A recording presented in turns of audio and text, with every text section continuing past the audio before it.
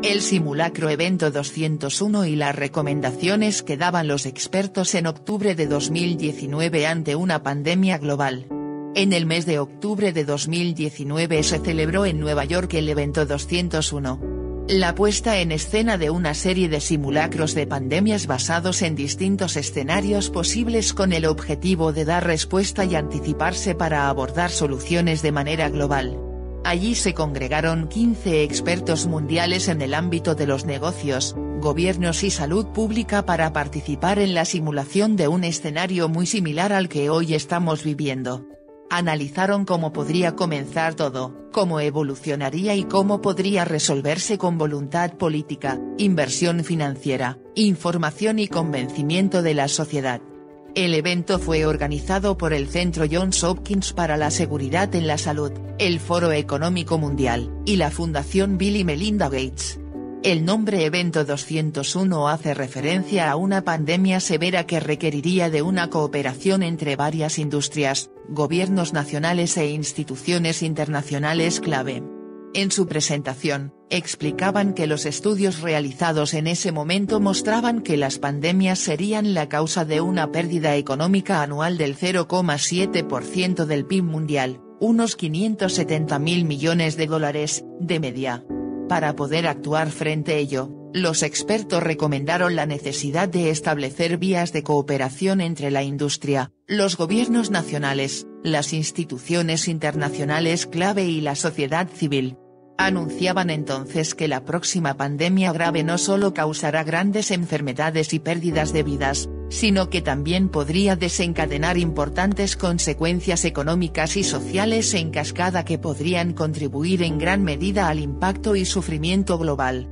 El ejercicio de pandemia del Evento 201 demostró vívidamente algunas de estas brechas importantes en la preparación para pandemias, así como algunos de los elementos de las soluciones entre los sectores público y privado que se necesitará para cubrirlas.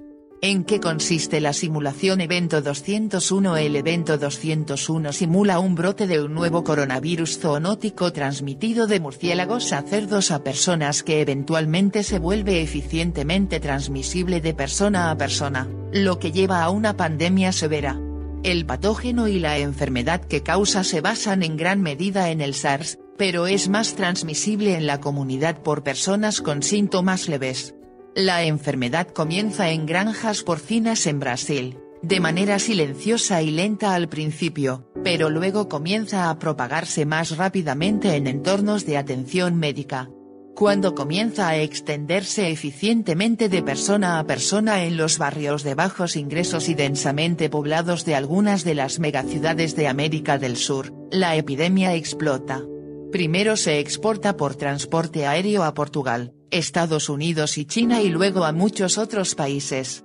Aunque al principio algunos países pueden controlarlo, continúa extendiéndose y reintroduciéndose, y finalmente ningún país puede mantener el control.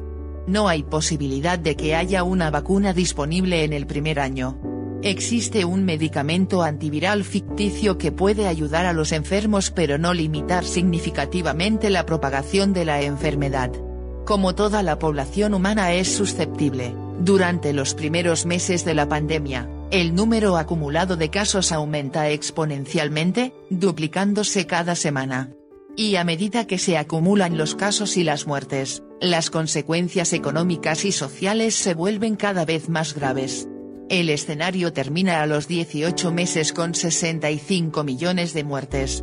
En ese momento la pandemia comienza a disminuir debido a la disminución del número de personas susceptibles. La pandemia continuará hasta que haya una vacuna efectiva o hasta que el 80-90% de la población mundial haya estado expuesta.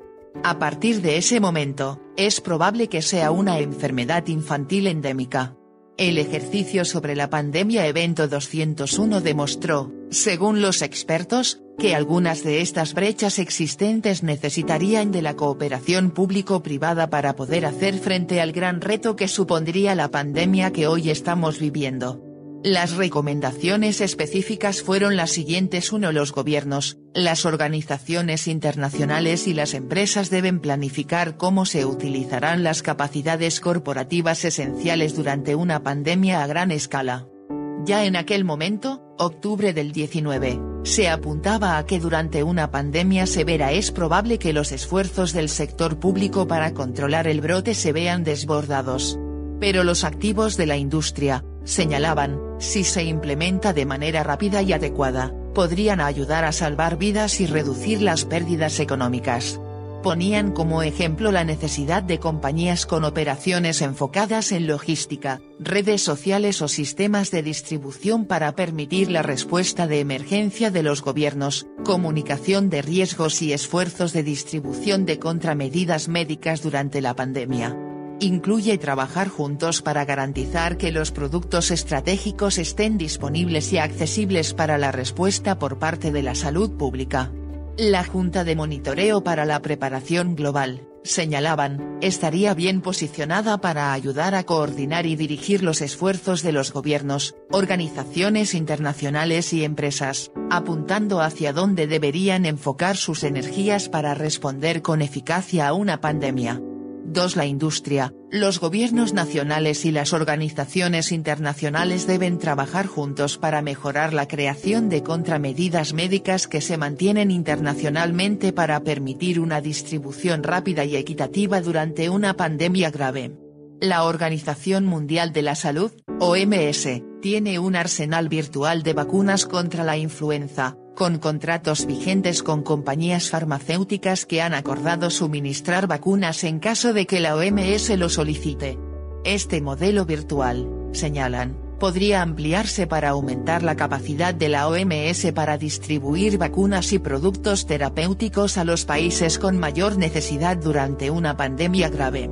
Esto también debe incluir la existencia de vacunas experimentales disponibles para cualquier patógeno del plan de I+D de la OMS para desarrollar un ensayo clínico durante brotes puntuales, explicaban. Durante un brote catastrófico, señalaban, los países pueden ser reacios a separarse de los escasos recursos médicos de los que disponen. Por esta razón, disponer de una reserva internacional sólida podría ayudar a garantizar que todos tengan acceso a recursos necesarios. Los países que tienen capacidad de crear en gran medida, deben comprometerse a poder donar parte de su producción a quienes no tienen esa capacidad. 3. Los países, las organizaciones internacionales y las compañías de transporte globales deberían trabajar juntas para mantener los viajes y el comercio durante las pandemias. Los viajes y el comercio son esenciales para la economía mundial, así como para las economías nacionales e incluso locales y deberían mantenerse activas incluso durante una pandemia. El informe apuntaba a que será necesario mejorar la toma de decisiones, la coordinación y las comunicaciones entre los sectores público y privado en relación al riesgo, las advertencias sobre los viajes, las restricciones de importación y exportación y las medidas a tomar en las fronteras. El miedo y la incertidumbre, señalaban, ha llevado a veces a tomar medidas fronterizas injustificadas, cerrar negocios orientados al cliente, prohibiciones de importación y cancelación de vuelos de aerolíneas, así como envíos internacionales.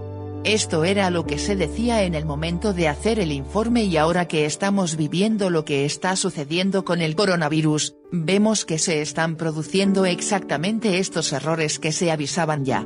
4. Los gobiernos deberían proporcionar más recursos y apoyo para el desarrollo y la fabricación de vacunas, terapias y diagnósticos que serán necesarios durante una pandemia grave. Señalaba el informe que en el caso de una pandemia grave, los países pueden necesitar suministros a nivel poblacional de contramedidas médicas seguridad y efectivas, incluidas vacunas, terapias y diagnósticos. Por lo tanto, se necesitará la capacidad de desarrollar, fabricar, distribuir y dispensar rápidamente grandes cantidades de material para contener y controlar un brote global.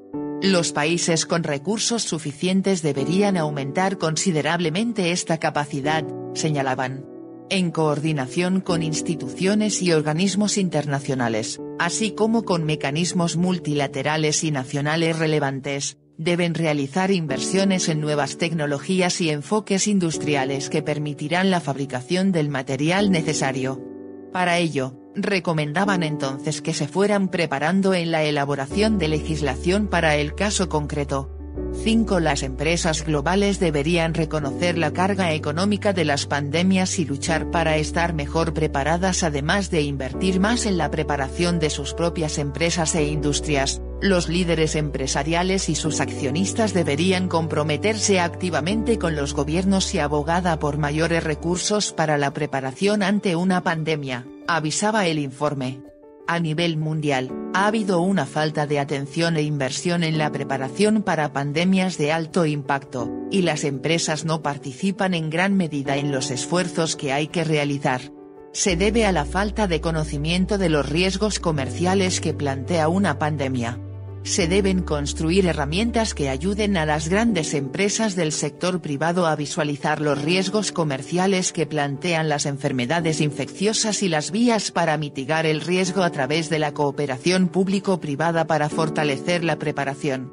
Una pandemia severa interferiría en gran medida con la salud a nivel global, operaciones comerciales y movimiento de bienes y servicios, advertían. 6. Las organizaciones internacionales deberían priorizar la reducción de los impactos económicos de epidemias y pandemias. Señalaba el informe que sería probable que gran parte del daño económico que fuera a provocar una pandemia, se debería al comportamiento contraproducente de individuos, empresas y países. Ponían como ejemplo el hecho de interrumpir viajes, comercio o cambiar comportamientos en los consumidores, tal y como está ocurriendo. 7. Los gobiernos y el sector privado deberían asignar una mayor prioridad al desarrollo de métodos para combatir la información errónea y la desinformación antes de la próxima respuesta pandémica. Ya en este momento, el informe recomendaba que los gobiernos deberían asociarse con empresas tradicionales y de redes sociales para investigar y desarrollar enfoques ágiles para contrarrestar la desinformación. Anunciaban que esto requerirá desarrollar la capacidad de inundar los medios con información rápida, precisa y consciente,